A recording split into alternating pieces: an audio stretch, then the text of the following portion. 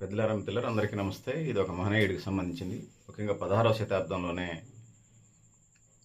BC బిడ్డగా, బహుజన బిడ్డగా ఈ తెలుగు సమాజాన్ని పరిపాలన చేసినటువంటి పాలకుడు గోల్కొండ కోట స్థావరంగా 16వ శతాబ్దంలోనే ఒక బహుజన బిడ్డగా రాజ్యాధికారం చేశాడు. ఆయనది ఇలా జయంతి. మనిషి బతుకున్నప్పుడు చేస్తే పుట్టినరోజు, చనిపోయిన తర్వాత చేస్తే జయంతి. సో ఆయనది జయంతి ఆగస్టు 18. ఈరోజు 2027 ఆయన జయంతి. సో 1650 ఆగస్టు 18 ఆయన పుట్టాడు. సో ఆయనే సర్దార్ సర్వాయి పాపన్న గౌడ్. సామాజిక, ఆర్థిక, భౌగోళిక, రాజకీయ అనేక అసమానతలకి కొన్నిటి హక్కుల కోసం, సామాజిక న్యాయం కోసం, ఆర్థిక సాధికారత కోసం, భౌగోళిక సాధికారత కోసం, సమానత లేని సమాజాల కోసం కొన్ని కులాలని, ఇతర కులాలని కలుపుకొని కోటల మీద దాడులు చేసి హ్యాండ్ ఓవర్ చేసుకొని పరిపాలన చేసినటువంటి నాయకుడు. ఆయన్ని కాలక్రమంలో అక్కడ ఉన్నటువంటి భూస్వాములు, వారి పెత్తందారులు ఆయన హతమార్చి ఉండవచ్చు, స్థానిక భూస్వాములు కలిసి.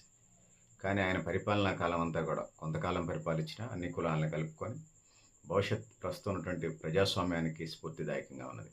ఇంకా తెలంగాణ సమాజానికి సంబంధించి నేను 4 మాటలు చెప్పే ముందు, గోల్కొండ కోటను ఏలినటువంటి బహుజన చక్రవర్తిగా సర్దార్ సర్వాయి పాపన్న గౌడ్కి మంచి పాపులారిటీ ఉన్నది.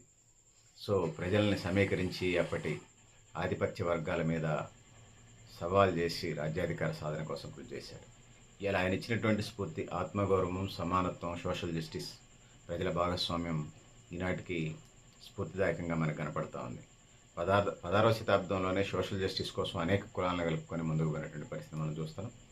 సైనిక కోటలు ఆక్రమణ చేసి రాజ్యాధికారం చేశారు. ఆయన ఆక్రమించినటువంటి కిలాస్పూర్ కోటని ఇలా తెలంగాణ రాష్ట్ర ప్రభుత్వం అభివృద్ధి చేయడానికి సిద్ధంగా ఉన్నది. పురావస్తు శాఖ వాళ్ళకి సంబంధించి ఇలా సోషల్ జస్టిస్ అడుగుతున్నాం, సమాన అవకాశాల సమాజంగా అడుగుతున్నాం, మేమెంతో మాకంత ఓటు అడుగుతున్నాం, అవైపుగా ముందుకు వెళుతూ ఉన్నాం.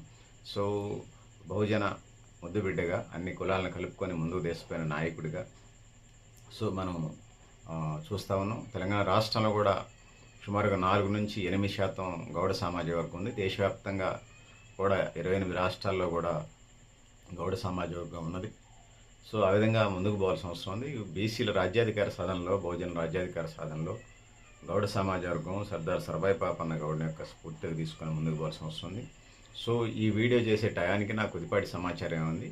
సో చేసిన తర్వాత కొంచెం పనుల ఒత్తిడి కూడా ఉంది కాబట్టి చేసిన తర్వాత నేను ఇన్బాక్స్ ఉంటుంది కదా, డిస్క్రిప్షన్లో మరింత సమాచారం, మ్యాక్సిమం సమాచారం, బయోగ్రఫీకి సంబంధించినటువంటి మొత్తం సమాచారం ఇందులో పెడతాను. ఖచ్చితంగా వీడియోతో పాటు దాన్ని కూడా చూడండి అని తెలియజేసుకుంటూ, నేను గరిడేపల్లి సత్యనారాయణ, న్యూ లక్ష్య ఆర్గనైజేషన్. సో ఆనాటి సామాజిక, ఆర్థిక, రాజకీయ పరిస్థితులు పెడతాను. దాంతోపాటు ఉన్నటువంటి ఆ ప్రాంతం, ఆయన పరిపాలించిన విధి విధానాలు, నేటికి ఎట్లా స్ఫూర్తిదాయక విషయాలు కూడా మరింత యాడ్ చేసి అందులో పెడతానని తెలియజేసుకుంటూ, సో పెద్దలారా మిత్రులారా మీరు కూడా మేము ఏ కామెంట్ బాక్స్లో ఆయన తెలియజేస్తూ, నేను గరిడేపల్లి సత్యనారాయణ, న్యూ లక్ష్య ఆర్గనైజేషన్.